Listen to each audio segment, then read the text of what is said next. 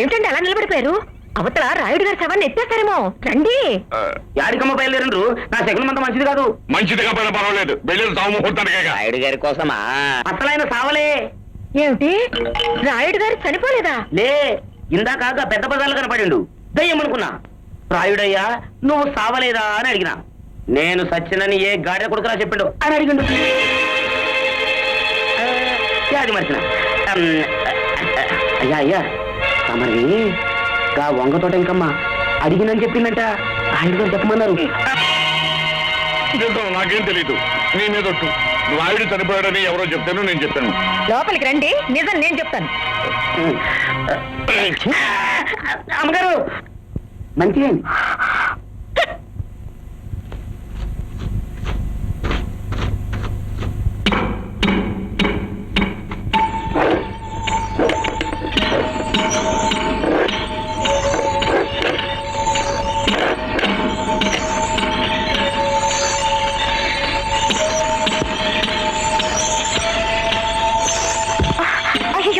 Necklace ఇక్కడే పెట్టాను. ఏమైంది? నిన్నే మాట్లాడవే. ఏంటి నెక్లెస్ పోయిందని నేను వెతుకుతుంటే చూసి కూడా ఏంటని అడుగుతావే? నువ్వేం వెతుకుతున్నావో ఎవరికి తెలుసు?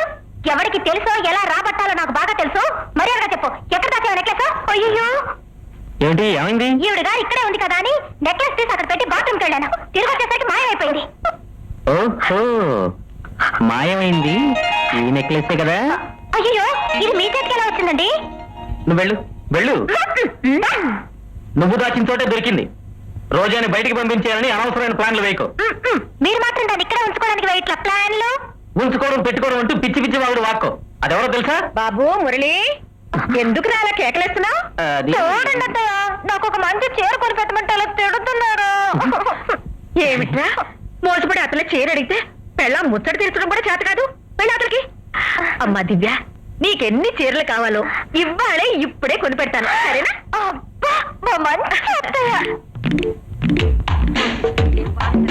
ఏది ఆ చీరకి బ్లూ చీర? అది కూడా బాగుంది కదా అత్తయ్య? నీకు ఈ రంగు బాగుంటుంది అత్తయ్య. నాకెందుకమ్మా, నువ్వు తీసుకో. నాకా? ఇప్పటికే 10 చీరలు తీశారు, ఇక చాలండి అత్తయ్య. సరే నీ ఇష్టం. టవల్స్ చాలా బాగున్నాయి. ఆ చీరద్దు. అబ్బా వద్దు, ఎంత బాగున్నాయో. అక్కడ ఆయన కూడా సెలెక్ట్ చేస్తున్నారు. చూడు, బోల్డ్ అని చీరలు ఎంత బాగున్నాయో. అక్కడ ఆయన కూడా సెలెక్ట్ చేస్తున్నారు. అవి ఇవి కలిసి బోల్డ్ అని చీరలు అయిపోతే ఇక చాలు పదండి. ఆ రంగు దివ్య కుద్దనుకుంటా. ఉన్నదే ఎందుకురా? దివ్య కాదమ్మా, రోజాకి. ఆ పని పిల్లకా? ఆమె మొగుడు దుబాయ్ లో ఉన్నాడు కదా, పాపం దానికి ఎవరు కొనిస్తారు, అందుకే కొన్నాను. ఇది ప్యాక్ చేయవయ్యా, ప్యాక్ చేయి. దాని మొగుడు దుబాయ్ లో ఉంటే వీడి చీరలు కొంటాడా?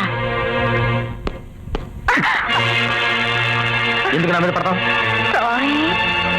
సారీ సారీ, కావాల మీద పడి. ఏమండి ఏమండి, మీరు ఒకటి గమనించారా? ఏమిటది? మన మురళి దివ్య భార్యాభర్తలా లేరు. అవును, మీరు కూడా గమనించారా? ఏమన్నావు? ఎందుకు లేదు? ఎక్కడున్నారండి? దాని కాలు తగిలినా చేయి తగిలినా వీడు విరుచుకుపడిపోతున్నాడు. అసలు వీళ్ళిద్దరికీ పొసగట్లేదేమోనని నాకు అనుమానంగా ఉందండి. ఇలా వదిలేస్తే వీళ్ళు విడాకుల దాకా వెళ్ళిపోతారేమో. ఈ రోజుల్లో చాలా మంది పగలు విడాకులు పుచ్చుకోవడం, రాత్రి అయ్యేసరికి తవలు పగలు పుచ్చుకుంటున్నారు. వీళ్ళు కూడా అంతే, నువ్వేం కంగారు పడకు. ఆ పడక గదిలోనైనా ఆకు ఒక్కలా కలిసిపోతున్నారు, లేక అక్కడ కూడా కొట్టుకు తెస్తున్నారు. ఇవాళ చూడాలి. చిచ్చి ఊరికే వాళ్ళకి ఒక మనం వెళ్తే బాగుంటుంది. ఏ మన కొడుకు మన కోడలు చూస్తే తప్పేమిటి? ఇవాళ రాత్రికే తేల్చేయాలి. కదా నువ్వు ఇక్కడున్నావా? నేను నీ గది చూసి వస్తున్నాను. ఏం చేయను, దాని దెబ్బకు తట్టుకోలేక నిమిషానికి జాగా మారుస్తున్నాను. రాత్రికి ఇంకో దెబ్బ ఉంది, దాన్ని తట్టుకోవాలి. డిఓ ఇన్స్పెక్షన్, జాగ్రత్త.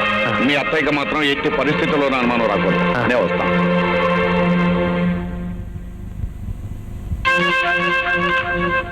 ఏమిటి మీ ఇద్దరూ కలిసి నన్ను ఇంట్లోంచి ఎలా బయటికి పంపాలా అని ఆలోచిస్తున్నారా? అలాంటి అవకాశం ఉంటే నేను ఎప్పుడో పంపించుండేవాడిని. అవకాశం లేకనే కదా. సరే, ఈ రాత్రికి మంచి చీర కట్టుకో. మన ఇద్దరికి శోభనమా?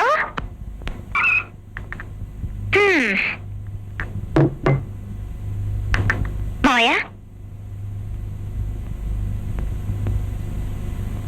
కాఫీ కాఫీ తీసుకోండి. అక్కడ పెట్టు.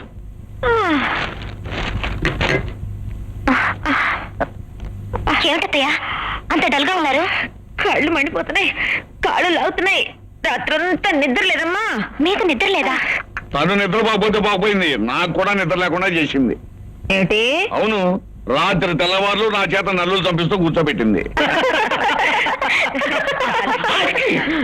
ఏంట్రా బుజ్జి, కలిపేమైనా చేసిందా? అవునమ్మా, నల్లతగా ఉంది. అయ్యో, ఏంటి నువ్వు చేసిన పని? దానికి అనుమానిస్తాను.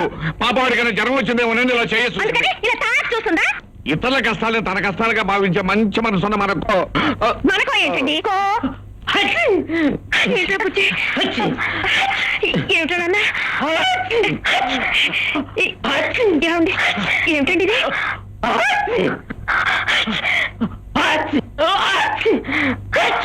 ఏమండి, మన అబ్బాయి తుమ్మినప్పుడే ఆ పని పిల్ల కూడా తుమ్ముతోంది ఏమిటి? అది కూడా వర్షంలో తడిచింది. నీకెలా తెలుసు? తడిచిందేమో అనుకుంటున్నాను. అయినా నీకు ఇంతకు అనుమానం వచ్చింది ఏ? పని పిల్లతో పాటు నీ పైలా పచ్చేసి కొడుకు కూడా ఒకేసారి రొంప పట్టకూడదా? ఒకవేళ పట్టింది అనుకో, అందుకే పట్టింది అనుకోవాలా? అవునమ్మా, ఊరంతా ఒకటే జలుబులు, దగ్గులు, తుమ్ములు. వాడు అనుభవించి చెప్తున్నా. అంతేనంటారా? అవునమ్మా. ఒరే, నువ్వు చెప్తే నమ్ముతాందా నాయనా? నాకు మీ నాన్నగారి బుద్ధులు నీకెక్కడొస్తాయనని అంతేనే, ఊరు మంగళ మీద పడినట్టు నువ్వు నా మీద పడతావు. ఇదిగో కాఫీ చల్లారిపోతుంది, తాగు.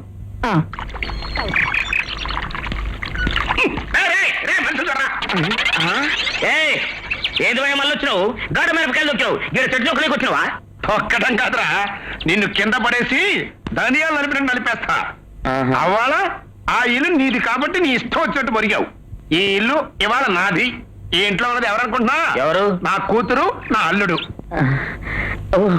అయితే తమరు చిన్నమ్మ గారు, నాయనగారు అనమాట. సార్ తప్పైంది సార్, నీ కాలు ముక్కని బాధ్యను.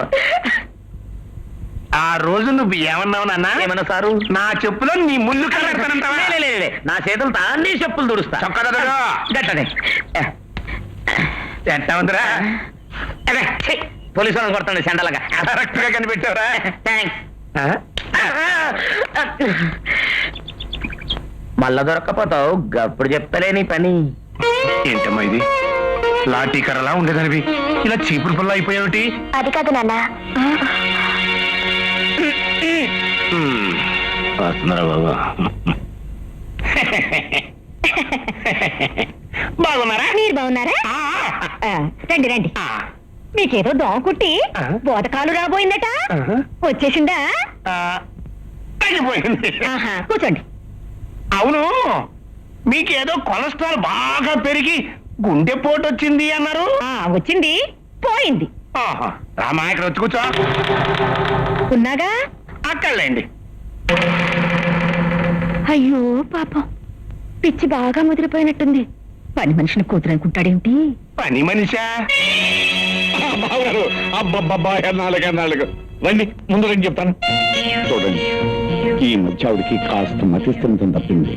కోడలనేమో పనిపిల్లగాను, పనిపిల్లనేమో కోడలుగాను పిలుస్తూ ప్రాణం తీసేస్తుంది అనుకోండి. అందుకని మీరేమీ అనుకోకుండా కాస్త సర్దుకుపోవాలి. అయ్యో పాపం, అలాగా? నాకు అలాంటిది ఏదో జరుగుతుందని అనుమానం వచ్చిందండి. మీరు ఎప్పుడో కనిపెట్టేసే ఉంటారు. అమ్మాయి, మీ నాన్నగారు వచ్చారు చూడు. చెప్పాడు కదండి, పని మనిషి ఏమో కోడలని పిలుస్తుందని. ఆవిడ తృప్తి కోసం ఆ అమ్మాయితో కాస్త మాట్లాడండి. అమ్మాయి ఏంతో మాట్లాడుకోండి. అమ్మాయి రామ్మా, ఏ ఊరి మీది? ఏమండి, మీ బియ్యంకుడు మరీ పిచ్చి పిచ్చిగా ప్రవర్తిస్తున్నాడు. నీకు తెలిసిందే కదా చాలా.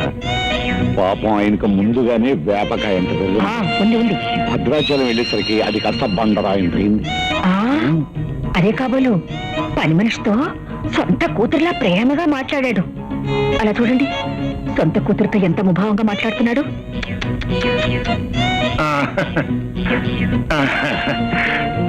అక్కయ్య గారు, మరి అక్కయ్య గారు, మీరు ఏమి బెంగపడద్దు. ఈ ఊరు గాలి చాలా మంచిది. మందులు అవి క్రమం తప్పకుండా వాడుతూ ఉండండి, తగ్గిపోతుంది. మీరు కూడా మందులు అవి క్రమం తప్పకుండా వాడుతూ ఉండండి, లేకపోతే ముదిరిపోతుంది. ముదిరిపోతే బళ్ళు దగ్గరికి రారు. ఆ? ఆ, అలాగే